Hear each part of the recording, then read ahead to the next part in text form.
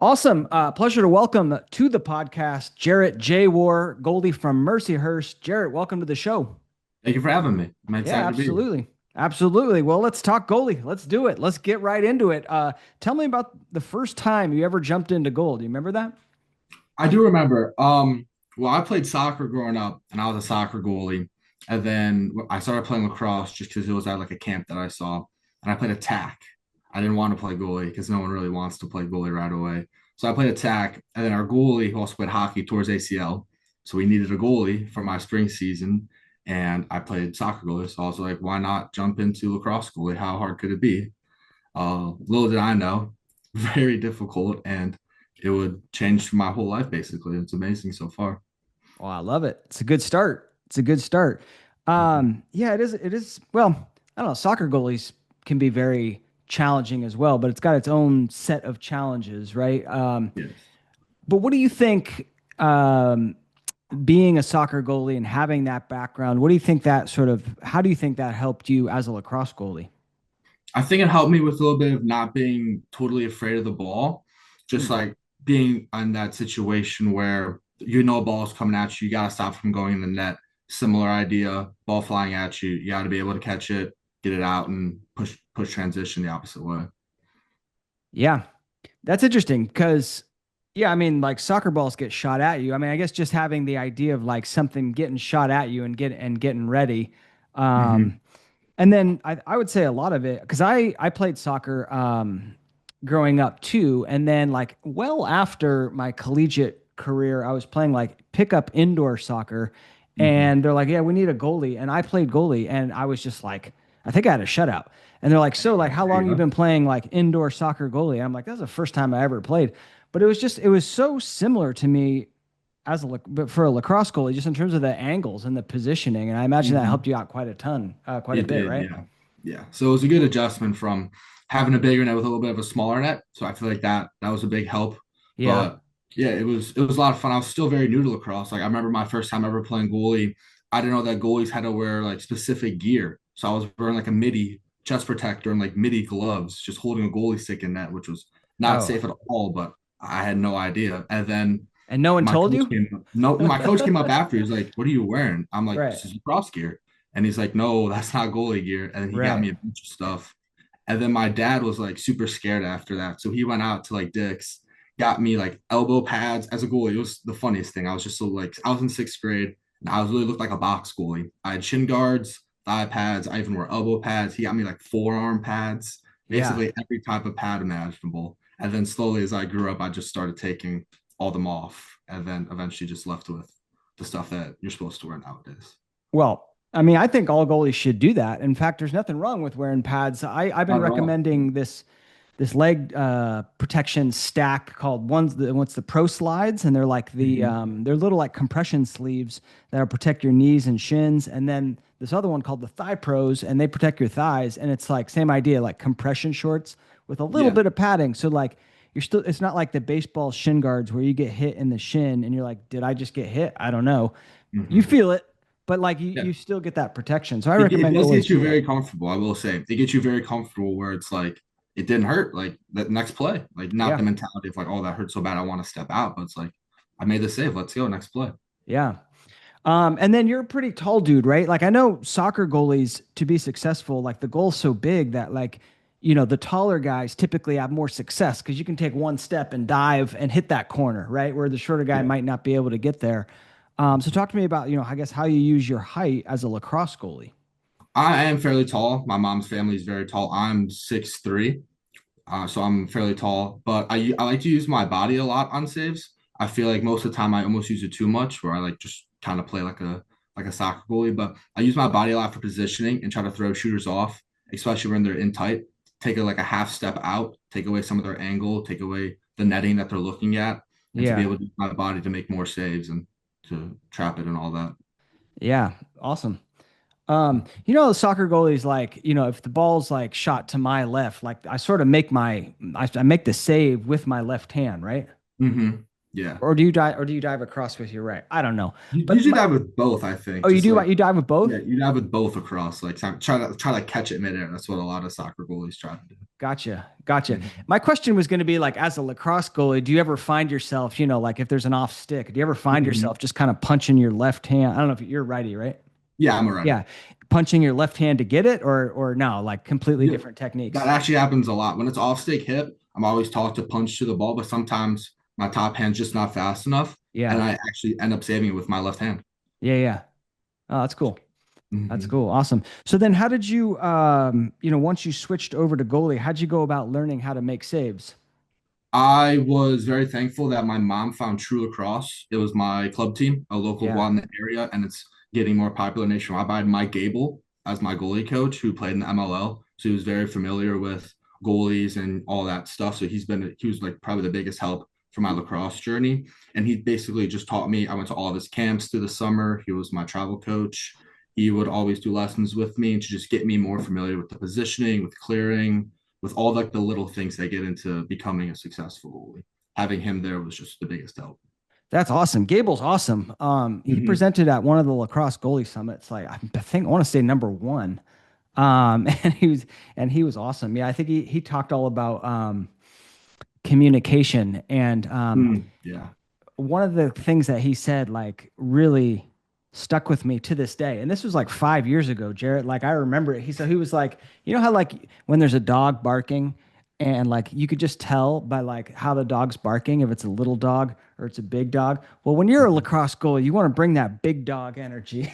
Yeah. He would say stuff like that. His analogies were amazing. He's like, you use like flashlights for your eyes, like zoning in on the ball like it's a flashlight. Like Yeah, he had so many great analogies for like just everything that could happen and throughout a whole game. It was amazing. that's cool. What else did he teach you? Did any other lessons come to mind? A lot about clearing. He Clearing. compared clearing to like a volleyball net, where volleyball players try to do it just over the net. So what we would do is we'd have a drill. You'd put a stick, just a lacrosse goalie stick, just above the crossbar, and you try to hit it. And then you'd like be moving on the run back and forth, and you try to hit the thing. So he said he always wants us to overthrow it like a volleyball server. If you overserved it, it's still going to go in. But if you underserve it, it's going to hit the net. So he always wanted us to overthrow a pass rather than underthrow it, as well as levels for clearing. He would say through the front door for just a straightaway shot, through the second window for a little touch on it, and then over the house for a deep pass. Oh, that's cool. That was the analogy that he always used. Yeah, I've never heard that. I've just said like you want to use a bullet pass or like a lob, but that's kind of a cool way to think about it. So in the front door is kind of that bullet, that short stick defensive midi kind of coming back to you. You want to hit them, with the laser pass, and then yeah, I mean, and then what was the second one through the Through second the story second story window? window, through the upstairs window. Okay. Yeah, I mean that could be like, one of the middies breaking out, right? And then over the house could be midi way up top, right? Yeah, just throw it up and get some touch on it. Let them sit on it. Put some air under it and get it Yeah. there. And talk to me about why you always want to overthrow. You want to, you rather overthrow an outlet pass than short it. I think you always want to overthrow a pass because if it's a midi breaking towards that midline, instead of underthrowing it, where there's probably a defender right on him who could easily pick off the pass and push back that way. If you overthrow it, you have a chance of an attackman on your team realizing that's been overthrown and then coming back to the ball and helping it. So it just adds more numbers if you overthrow it rather than underthrow where it can get picked off. Yeah. Yeah. And if you like, if you were going to hit one of your middies sort of streaking to midfield and you underthrow it, they have to stop. I mean, they're going to get Mm-hmm. checked, right? If you Yeah, overthrow it, they can just keep running and grab that ground ball and like not even stop. And so that's exactly. another reason to do that Mhm. as well. So very cool. Um, awesome. Anything else from Gable? I feel like there's more there. There's so much. He always taught us like clamp the ball down to not let up any rebounds. Yeah. Um, there's just so much. I just kind of get overwhelmed with how much he's taught me, but yeah, it's just an amazing coach, and he was very helpful throughout like all my recruiting process and everything like that. Cool. Well, I want to talk about that. Let's talk about that right now, because I mean, you're from Illinois, not the hotbed of lacrosse, but of course, it's growing everywhere. I imagine, including Illinois. But how did the recruiting process work for you, and like how did you go about like getting in front of coaches? Yeah. So for True, we always had like different levels for teams. There was the green team, the black team, the premier team, and the premier team was obviously the best team with a lot of good players, and those teams would always go more out east and compete, which is where you want to get seen by coaches. I was on the black team for a lot of my career, just working my way up. I started late in sixth grade, and a lot of these guys started much younger. So we would go like Indiana. We'd get some good coaches there, but you always want to train to get to the next level and to get to the better team to give you the more opportunity. So I was lucky enough to have my hard work pay off and get on that premier team and go out east to play against a lot of competition where those guys are just a different level than what you're used to coming from Illinois. And I had a lot of good. My team was very successful. We have a couple of guys now who are like big hotspots in lacrosse, like Ben Johnson at Duke and Nate Switz at Notre Dame. So we have a lot of. My team was very successful, which made it easy for college coaches to come to my team and to eventually find Mm, me and recruit me. I like that. How does it work to advance like from the black to the premier? Do you have to like try out? It's not more of a trial. It's more of the coaches just evaluate you after every tournament, seeing how you play. Like if you're doing really successful for the black team, they'll give you a shot at the premier team, and if you're doing just as well there, they're going to keep Mm, you on and keep having a successful team and to keep getting you more competition and to see how you handle all those situations that are being put in front of you. yeah. Yeah, and that's a great point too. I mean, like when you're on an elite team, coaches might come to see like your teammates, right? Mm-hmm. And they're watching the game, right? And you're playing in that game. And so like as a result, like you're going to get eyes on you just by being there. So that is a good point. The highest competition that you can put yourself in, right? You're doing yourself a favor there. Yeah, Yeah. exactly. And then Gable helped me with the recruiting process. He was very hands-on, like just a great guy. He made me, I CC'd him on all my emails, communicated with other coaches on my behalf, um, kind of talked to them about me and all the different aspects that he liked about me and to try to implement that in coaches to see if they would like me as well. Yeah. And so like how often are you reaching out to those coaches and kind of what talk me through that? And then do you have like a highlight reel? Yeah, he helped me with a highlight reel as well. After every summer and fall and spring. So I'd have about three a year just showing my competition and just my best clips in order to send out to coaches. And he made me draft up schools for first of all my major. They were very big on your academics. They want you to go to a school that has your major rather than just sticking to lacrosse for life after lacrosse. Right. And so he was like, pick schools with the major that you'd like, as well as the level of lacrosse that you would like. And he sent that list, and then he would go throughout those schools and see like, yeah, like this could be a good fit for you. Let's make that highlight tape, send it out, CC me on that email, and keep communicating with that coach to see if they have any interest in you. Nice. What do you think goes into a good highlight tape, or how do you make a good highlight tape? I think the best thing about highlight tapes is showing like your best clips, not just saving the ball, but saving and getting it out right away on a good clear. Those are the best clips that you can put in your thing. Like if it's a step down save right into an outbreak from that same spot, Gable always said that the best pass to make is to the guy who just shot the ball because he's the one who just shot it and he's staring at the net hoping it goes in. So he's Right. not ready to jump back on the ride. So look that spot right away. So if you make those saves and get it out right away, those are probably the first clips that you should put on your tape. Yeah. Yeah, I've been helping kids with their tape, with their highlight tapes too. So it's something that's front and center, top of my mind. And yeah, I mean, like always, like leading with your best stuff, and it doesn't necessarily, like you said, like your best stuff's probably not a diving save, because like I mean that probably says you're out of position, and but Yeah. a step down save that's a really nice save, and you make it clean, and then you have a nice outlet. And it might not look super flashy, but like those are your best saves and your best plays. Mm-hmm. Um, and I don't know if you did this too, but I would like when I was editing them, I would like in the top right corner, I would put like what the play was, like, save on a sweep plus outlet. And then I don't know, I thought that was kind of a cool idea because then you could see that and I know kind of what I'm expecting already in that clip. Yeah, I did a couple of those more with just like save to clear or just like save to like chase out like a run out like it hit off me then the ball went out like I won the run out added Yeah, those as well just to give them a little bit of like what they're expecting to look for and what the clip's about to be. I love that. Yeah, I love that. And then, like you said, like include a run out, a chase out, a hustle Mhm. play, a ground ball, like a dodge, great clears. So just, not 100% saves, although obviously, the saves are what um, we're going to include the most. And I even say if you've got like a clip where like you give up a goal, but you got strong body language and like you bring the team in and it kind of just shows you being a leader, put it in there, right? Put, Yeah, that's another thing that I've had coaches, I've had my coaches in travel were also college coaches. They also said that after every play for goalies, like even if you get scored on, make sure that you grab all the guys in the huddle, talk to them, have positive body language, say it's okay, talk about what you could have done better. And coaches look for that as well. They don't want a guy who's screaming at his defense after they let up a goal. They want a guy who brings the team together and shows that, hey, like, yeah, we messed up on that play, but if let's change that next time so it doesn't happen again. they 100% want a guy like that, right? Yeah, Hmm. that's a great point. And then what else did I do? Oh, this is totally optional, but I thought it was really cool. So I watch a lot of lacrosse games, and Joe B, the announcer. Um, I know a couple of the announcers like Quinn and all that, but yeah, yeah. Anyway, he's one of the announcers. He does ice hockey as well, so he's got like a super silky voice. And anyway, I just grabbed a little clip of him like saying like, "Oh, what a save," like or something like that, and then like overlaid that at a certain point. I thought that was a really cool thing. I got the idea from Mitch Pelkey. Mhm.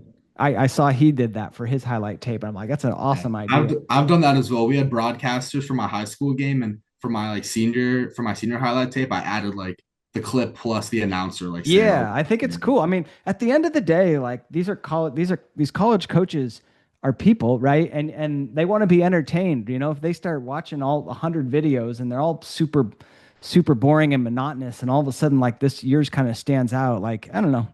yeah. Have some good music on it too. Nothing like insanely like just hard anything like that, but like a nice song that everyone could enjoy to like make it a little bit more entertaining so that they watch a little Yeah. bit more of it. Could be a difference maker. I agree. I agree. Keep it like obviously no curse words, none of that. Like Yes, keep it 100%. clean, but and don't have it be like so loud. Like like adjust the volume so it's like literally background music. But like yeah, I agree. I agree. Awesome. What so how did you or why did you end up then with Mercyhurst? Well, first of all, like I said, for the major, they had my major. I'm studying cybersecurity at Mercyhurst, which is something that Cybersecurity? yep, My cybersecurity. man. And then All since right. then, I've added data science and artificial intelligence. So I Okay. added that this past year. So hoping to get a good job after college. But they also, they're just really helpful in the process. Unfortunately, the coaches that recruited me aren't there anymore. Chris Ryan and O'Hagan, they are at Mount now. But just great guys, just the recruiting process all the time, as well as the guys that were there. I remember went there for my unofficial visit, went all the way up to Erie. Anyone who's from Erie will know that it snows nonstop. The weather's not the best, but it's still an amazing place. So obviously it was downpour snow, but all the guys there just had so much energy. They were so happy. Like they really did want to get to know me. And I feel like that's a big difference maker with schools with like just like that openness to a kid who's like never been there before and just kind of giving him some comfortable situation to be in is it made a real difference maker for me. That's cool. Yeah, and super important that the studies come first, right? Because lacrosse, you could get injured and it could get taken away pretty quick. And at the end of the day, if you don't have lacrosse, you got to be happy with where you're going. That's what folks always say in the recruiting process.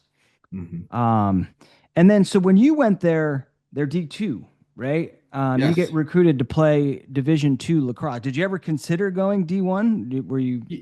Yeah, there's a couple of schools I looked at that were lower Division I that I had a great communication with the coaches, but just the level of Mercer was obviously a very successful team. I remember I went to the Natty game in 2023. They went to the national championship. They unfortunately lost, but just being there just was like, yeah, like this is like something I want to do. Like this is a very successful team. I'm very happy I've chosen to commit here. And then going in my freshman year, we all of the guys that are so skilled at lacrosse, and it was just an amazing year. And I did like my decision going there as a high D2 team. Yeah. And then now that high D2 team is a D1 team. So Mercyhurst was, what do we say? Upgraded, elevated, Yeah, elevator is a good one. elevated, ascended to the D1 rankings. Did that change your guys' program at all? Did you get more resources, more benefits, or is it just like we're going to keep playing the same kind of lacrosse that we know, but we're in a new league now? It was a little bit of both. Like we obviously got more hours. I think that was a big difference maker with the amount of times that we're practicing, the amount of times that we're around each other, and all that, as well as the new competition. Like these were teams that we've only scrimmaged. I remember we scrimmaged Cleveland State all the time in the fall, and we scrimmaged Canisius and all those teams. So we're familiar with that kind of like skill level. But now it's like that's only who we're playing against, which was it did make a little bit of a difference where it's like guys' headspaces were like more like I wouldn't say like locked in, but they were just like this team is there's no easy wins. I think there's kind of way to go like good look at it. There's some D2 teams that we just were very skilled against, Yeah, but that's not going to happen at all. There's no right. easy games. Every game you have to earn, you have to work your butt off, and you have to earn that win. Yeah, that So, makes sense. Makes sense, right? Much higher level of competition. And yeah, so more hours. I didn't know that. So D2, you get less practice hours per week than D1? yeah, in the fall, you get. I'm not exactly sure the number, but I Mm, remember it was a good amount. Like we started a little bit later. I think that was the big difference. Like we started earlier this year compared to my freshman year nice. I got you. to have those extra hours. Yeah, yeah, yeah. And then do you get more scholarships or how does that work? Do you know? I'm not exactly sure. Okay.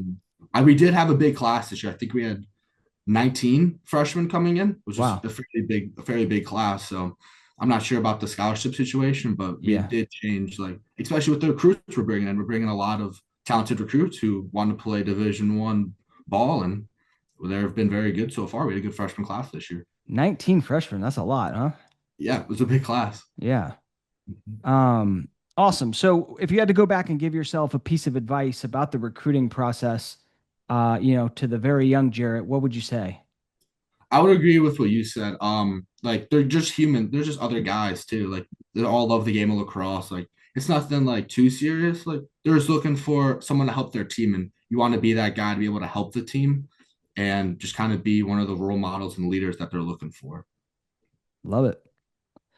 Love it. So you're heading into your junior year. Is that what you told me? Yeah, junior year. Yeah. What are you working on right now? What's kind of the focus of how you're getting better, would you say? Focus that I'm doing more is being more patient on shots, being big. Sometimes I kind of have a tendency to go early every now and then and to get off balance and to guess maybe a little bit. I'm working more on not moving until I see the ball release out of the head, and also working on where the release points are Mm, instead of like staring at the head. Like these players nowadays are so good at holding the stick behind and hiding the head of their stick. You have to look off their hip, especially on those sidearm shots, and find the ball early and then be able to react based off of that instead of just guessing every now and then. yeah.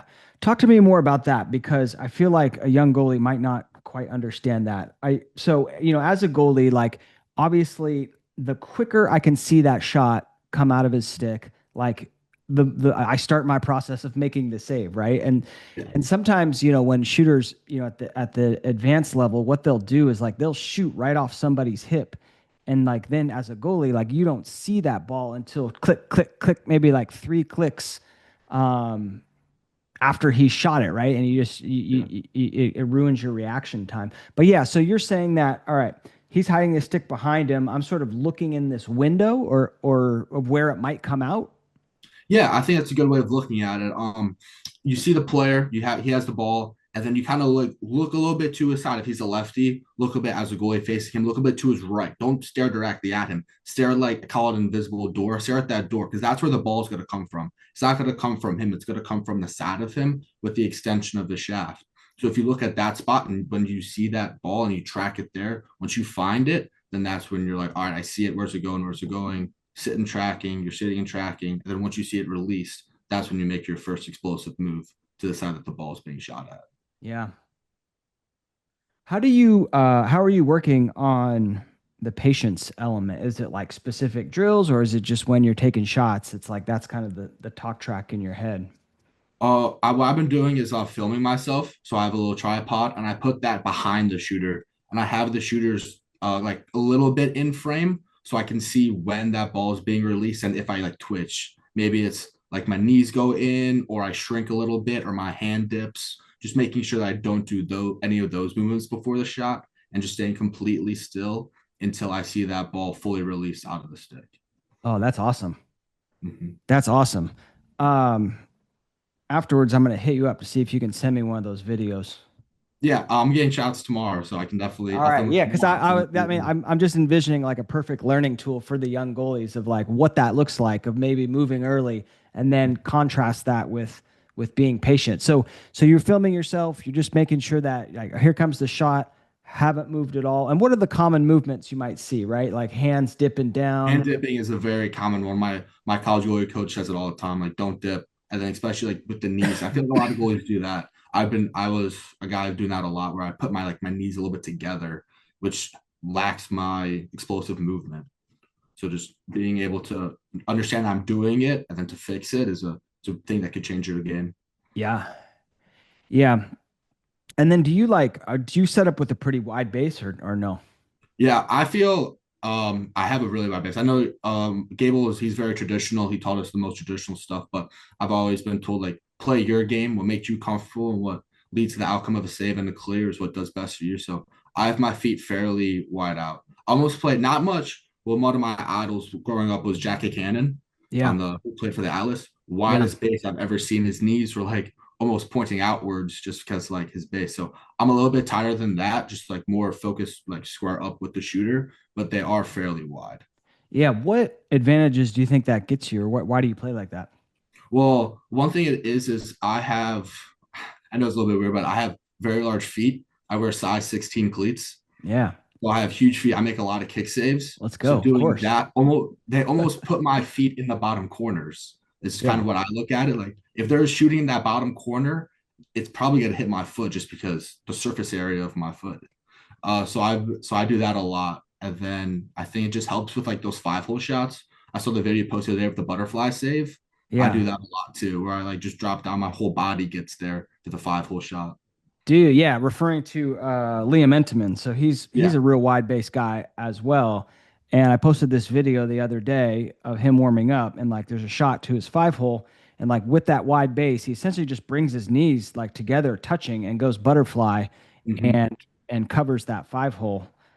Which is hard, right? I wouldn't even recommend that to like the majority of goalies, but you know, Liam's obviously one of the best goalies in the world, and it goes to show like there's a lot of different ways to have success.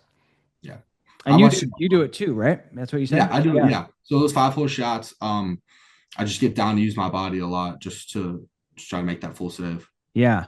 What I like about it is you know, especially like when you're taking a shot from like the wing, like you said, your feet are essentially lined up on the pipes. So Mhm. if the shot is outside of your feet, like it's going wide, and so everything is on your frame. And like, what is an easier save to make, a 5-hole or like an off stick low or off stick or stick side low? I would say 5-hole, right? It's just on your Yeah. frame. You're right there. And so I think in that way, having every shot on your frame makes it easier. Yeah. And I only do a 3-step arc. I wouldn't recommend it to everybody. I like to do it just because I'm taller and I've just been more comfortable with my positioning, but I do a 3-step arc, which has helped me a lot, especially with those angles. Yeah. Now talk to me about that, how that works. So the 3-step arc is basically instead of the 5-step where it's left, center, top right, right, it's literally just top left, center, top right. Kind of take that down. I do tend to hug the pipe a little bit when they get more down the hash. Let's say they're starting at the 12 and they're going downfield towards GLE. I start to like hug up against that pipe. Never want to let up the near side shot. It's like one of the first things that I was taught. Like you want them to shoot far and wide Yeah. because there's a lot of chances that it goes wide. So I Yeah. start to hug that pipe a little bit, but keeping my frame centered, like I said, having my feet by those pipes helps it a lot and keeping myself on frame. Yeah. Yeah, that's a great point. Yeah, you never want to get beat short side. I mean, you know, if you don't give up short side, they have to like in theory like come into the defense, right? Take an extra Yeah. 2 steps and then you know, you've got the slide coming. And so that's going to be harder for them. And I remember I interviewed Coach Tierney, right? And Oh like yeah. his son Trevor is obviously a great goalie, but like so I asked him like, you know anything about goalie? Like, what's your sort of non-negotiables? And he's like, never get beat short side. the number one thing that I get so mad at when a goalie gets beat short side. So hold that pipe. So then how does that work? Balls, let's say back right, you're on the pipe, right? Like, do you Yeah. ever then come off to for that top right positioning or not really? Like you just kind of square up to the shooter. Not really. I feel like I Yeah. kind of just swear that I also do. I should have mentioned I do play a flat arc Yep. where I would say like my left foot, if they're against that pipe, my right foot's obviously in that bottom corner. My left foot's maybe 2 yard, like a yard, like let's say 3 feet above the goal line. So Yeah. I'm not very like facing towards them. I'm like, kind of just like sitting there waiting for it, essentially. Yeah, So when they're yeah, coming up right. that hash from GLE, I really don't move. I just keep tracking with my upper half more, keeping my chest in line with them, That's and what I then like waiting. about it too, like that wide base combined with that flat arc. Just less movement, less Yeah. movement, right? I posted this reel of this video of Will Mark, right? He was another wide base goalie. And the guy's like top center, right? And sweeping down the alley. And he takes like do, like 6 steps. And Yeah. like Will takes none. Like he just like pivots and he's in like the perfect spot, like waiting for that shot, beating the Mhm. shooter to the spot. So that's what that gives you, I believe. Yeah, I Yeah. enjoy it. I like it a lot. Just less movement and just kind of just less to think about, just waiting for that shot to come to you. Yeah. Um, Love it. Awesome. Um, oh man, there was another question I had, and then I was going to ask about this, and it just slipped me. Maybe it'll come back. Yeah. All right. Maybe it'll come back. We'll see. Still probably going, but yeah. All right. So working on patience, and then fighting for the starting role, or how we doing there? Yeah, to find for this role, there's a guy who's gonna be a senior, Tyler, amazing goalie, love him. Me and him had a training camp in the winter. He won it. He was an amazing goalie, but I've had some chances. I was able to start against Robert Morris. I had 19 saves. I had a good showing, and then I was able to go into the second half of our last game against Wagner, which went into double overtime, and we were able to come out with that one. And I had 9 saves just in that second half. Man, So good resume so far. yeah, so far, yeah. So I'm hoping to keep training this summer. I mean, obviously it's great when you have two goalies in the same room. I'm used to it in high school. At my high school, the other goalies at Siena. Shout out Johnny. I know he listens to the podcast every now and then, so maybe he'll be on this one. But yeah, so I'm used to having two talented goalies in the room, and it just you make the other one better. Just iron sharpens iron, and it's kind of nice to have that every now and then. And Tyler did a great job this year with how he played and his presence and his leadership. So I'm looking to try to increase mine to match him. Yeah, I love it. Well, you only have 2 goalies on the roster? No, we Yeah, have more, but that was yeah, the yeah, we have more, competition. Yeah, but yeah, I it got was you. more of like the upper like we don't have any seniors, so just two, we were the oldest and we were Gotcha. more fun for that spot. Yeah, yeah, gotcha. How do you approach being a backup? Because sometimes it can be frustrating when you're not getting the starts, and some young goalies might say, well, I feel like I'm better than this guy. But what's your mindset kind of going into that, being the backup? Well, the first mindset is you always gotta have a smile on your face. You can't ever show that you're upset. I know there's so many frustrating moments. I know I've been there. I know a lot of backup goalies have been there, but you always want to be there to first cheer on the starting goalie because they're gonna do the same for you when you're in. You have to show that you're friends. Like there's no, I know it's competition at practice, but you really are friends with these guys. Like you could probably be friends your whole life. So just keep being together. But you also have to approach each day like you're gonna get a chance. I feel like a lot of guys don't think you're gonna get a chance. There will be a day where you'll get a chance, and then you have to seize on that chance and wait for it. It might not come to you right away. You might have to wait a year or two, or maybe even just one game. But when you get that chance, you have to be ready for it to keep training for that one chance is Hmm. kind of a big deal. Yep. How did you mentioned going into the second half of the Wagner game? Yeah. So how do you I mean, did the coaches just say like, Jared, get ready, you're going in, and how do you get ready? So at halftime, they were just like, Jared, let's go get shots. And they talked to me after and they said, well, we wanted to see what you can do. Like they said, I had a good week of practice going into it and they had some confidence in, which I was blessed to receive from them. And they just told me to get shots at halftime. So at halftime, I grabbed one of my shooters and I just worked on my placement, stick side, off stick, all the spots, some bounce shots, as well as I was thankful that Tyler, he came up to me and told me what he was seeing. Then he gave me a Nice. good glimpse of what's going on and kind of helped me throughout there and just went through the game from there. Awesome. Yeah, I think that's, starter or backup, that's an important thing, right? Just help out that guy that's out there, whether that's you or not. Hmm. So yeah. All right. I remembered what I was gonna say. Okay. The question. And it was just a simple question about a technique. So when you're on the pipe, right? Do you have your Yeah. foot kind of tucked against that pipe, or are you like stepping out in front of that pipe? You know what I I mean? usually have it tucked against. Yeah, yeah. Okay. I know goalies do different things, but I was always taught tuck that thing in there. Hmm. And I don't know. I think it kind of makes the most sense of like if I need to get to the other pipe, I can kind of push off of it and I'm right against that pipe. But I know some goalies feel like unathletic against that pipe, and so they step out so they can move. But I don't necessarily agree with that. I like having your foot there because then it's easier to put your whole body against that pipe if they're shooting that near side. You already Yeah. have like a good placement of where you are. I think that's the biggest thing. It gives you a good spot on where you are. Like you're right in that pipe. You know exactly where your pipe is. You don't have to like tap your pipes, which you never want to do anyway. Always have two hands in your stick because you never know when a shot's coming. I've seen some goalies where they take their hand off to pat where the pipes are to make sure they're in position. You don't want to do that. But having your feet as like a guide that you're tucked in that corner, then you know exactly where you are. Yeah, I agree. I agree. Yeah. All right. Awesome. Cool. Well, good luck in the starting or in that battle this year. Going to Yeah. be awesome. Going to be awesome Yeah. to I- watch. And 19 saves, huh?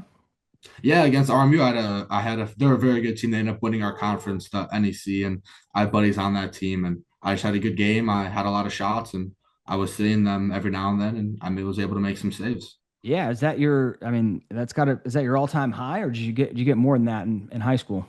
Yeah, I think that was my all-time high. So in high school, my team was we had a very successful team in Illinois. So me and that Siena goalie split halves. So we only played a half each game, just to go back Oh, and forth.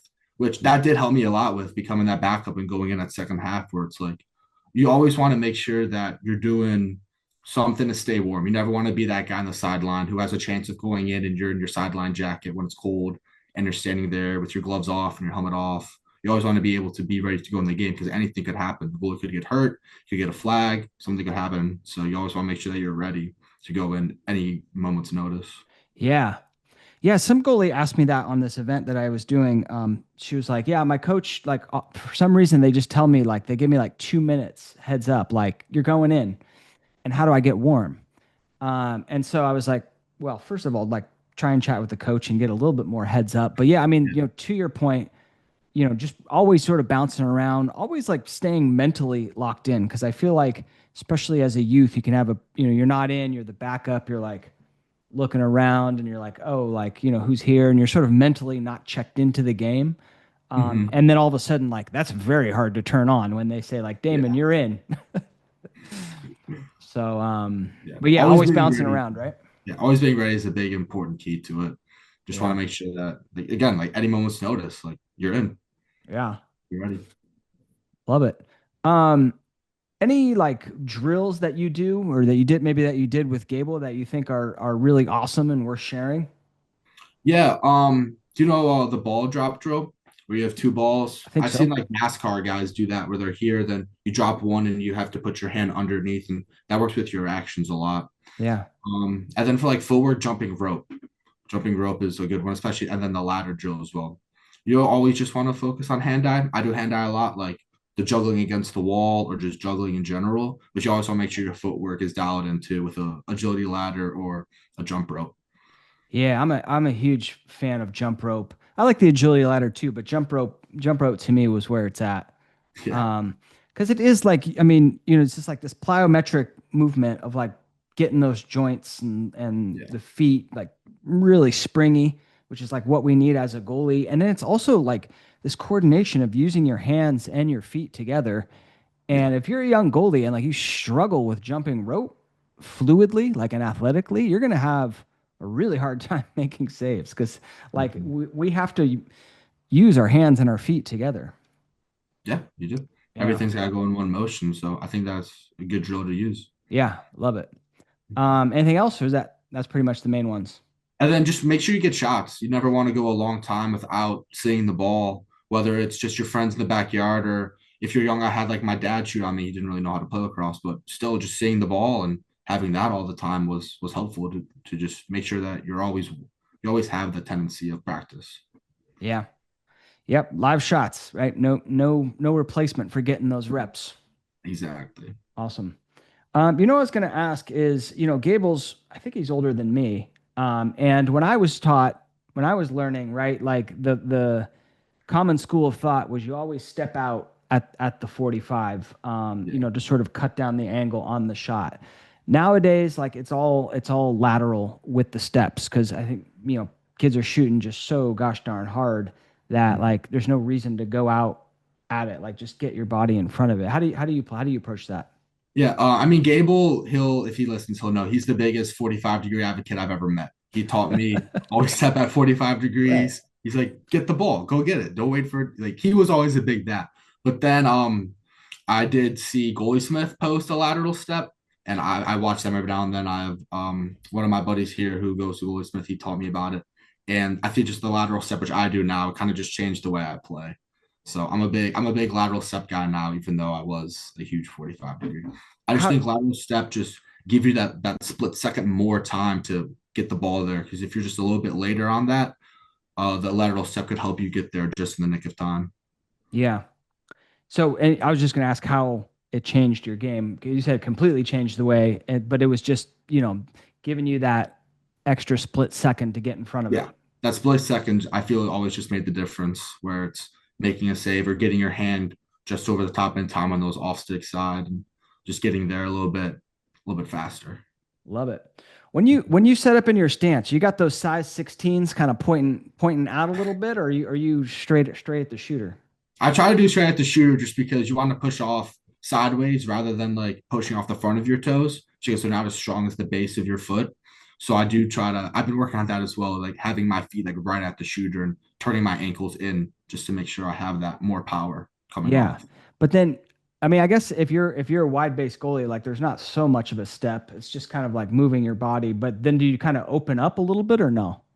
Yeah, so I push off and I have like my feet pointing more towards the sideline just to give like that extra like use your calf, use your thigh, basically anything possible to help you save that Yeah. ball. Yeah, yeah, yeah. Yeah, I was talking with a goalie coach that like was basically saying to like stay square the entire time, even with like your base. And like Mhm.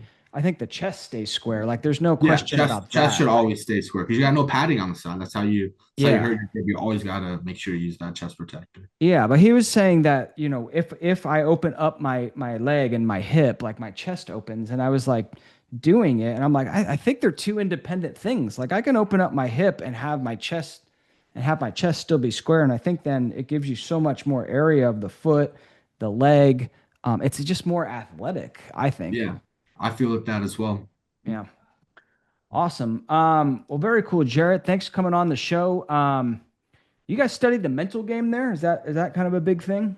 Yeah, mental game. I like to do it on my own. You read a lot of mental books, like Jocko Williams books Oh and stuff yeah. like that. I actually brought a book. I was looking at the thing, and this was the book that my goalie coach gave me back in high school. And there's a big section on mental game and how to stay focused throughout that whole time. Yeah, well, that book is all about mental game. I got my copy right here as well. Yeah, So, there you go. um, thinking inside the crease, the mental secrets to becoming a dominant lacrosse goalie. Coach Buck, Christian Buck, who's been on the podcast and on the goalie summit. And yeah, that's definitely worth a read. What any particular, I don't know, lessons or anything that really sticks out of you out of that one? Um, just staying mental throughout the whole thing. I always like to look across. It's a mental game. Like if you get in your head, then you're not going to play well, and if you're having fun, you got to play well. So having that mental thing of always having a smile on your face and Hmm. always having a positive attitude and positive body language, pointing towards your defenders, just kind of gives them that little like just calmness, especially if you're in like a tight game and you're just there smiling in the cage. Like you guys, you know that you have some confidence in them. I think that can make a big difference. Totally. Totally. Yeah. Yeah. I had this sports psychologist that like basically explained that, like your thoughts and like your actions and your behaviors are like all connected, like in a triangle. And so if I go out there with really bad body language, that's the action. Like, what does that do to my thoughts? What does that do to how I feel, right? It makes me feel bad, makes me think like I'm not going to play well. But if I go out there with this like really strong body language and smiling and like maybe nodding my head and dancing and having fun, again, what does that do to my thoughts? How does that make me feel better goalie? So I thought that was a cool lesson. Exactly. It can help you so much. It's just a little thing that you can do to help. That's right. All right, Jared. What about the stick setup? You string your sticks? Are you into the gear? Yeah, I've taught myself a little bit just based off of YouTube videos to string my stick. So I'm like probably the biggest Eclipse 3 advocate that there is. Once Yeah. I only used Eclipse, I used the Eclipse 1 in sixth grade, the Eclipse 2 in high school, and now the Eclipse 3 in college. So I love that stick. And then I use semi-soft mesh as well as because I think it's a little bit unique. I have like like a thicker sidewall, so it makes the stick a little bit heavier, but it also just doesn't pop as well, and it also holds the ball. I feel a little bit better and Mm, gives you a little bit more control about that. So that's how I've been kind of doing it, as well as a deep pocket. I'm a big fan of having a deep pocket, then as well as a ghost pocket. Don't have any shooters on that, and give I feel like having a ghost pocket, which for those who don't know is a pocket with no shooter strings or nylon or anything on it. It gives up less rebounds, I feel, compared to the ones that I have used with shooting strings. really? Yeah, I feel like it just kind of hits that mesh and just Yeah. kind of sits there all nice. Yeah, and just kind of gets lost in that fishing net of a bag you got. Exactly. Yeah. Yeah, I got one right there. What do you mean thicker? Like paracord I'm not or exactly sure. I have a buddy here in Illinois who he's on my men's league box team. He actually strings my sticks, oh, okay. and he I asked him one time because I went through like three sticks in the spring of my freshman year just because the sidewall kept popping with how Yeah. hard the college guys shoot. And I'm like, I need like, do you have a thicker string? He's like, yeah, it's like almost double the size of a normal one and just it's a little bit Interesting. heavier. But he skips one of the pockets or the little holes in. To use So less. to use less so it's not Mm, as heavy.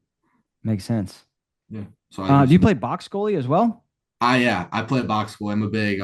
I'm a big fan of playing box goalie. So I've been playing since around seventh grade and I've been able to play in a lot of good teams and go to a lot of good tournaments. I was actually just in the indoor junior championships for Team Scotland and I ended up getting some good awards and we got second place there. It was actually a lot of Nice. fun.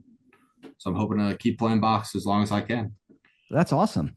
Mhm. Um, yeah, I played box when I was learning goalie and like, but I didn't use any of the pads. Like I didn't have the pads. I just used my field pads and played like standing up. Like every shot was going to be like a low shot. You know what I mean? Mhm.